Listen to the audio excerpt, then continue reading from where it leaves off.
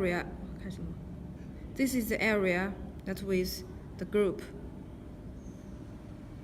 We have 1, 2, 3 lights, 1 sensor, motion sensor, and 1 light.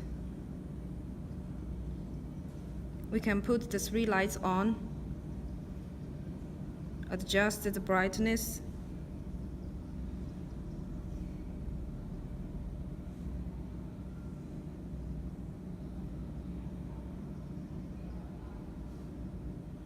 now it's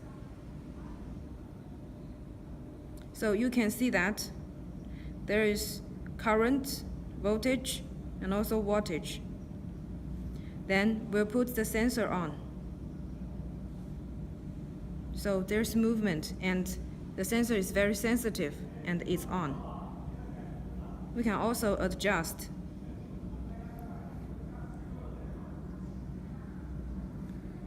Task level 100%, waiting level 10%, background level 0%.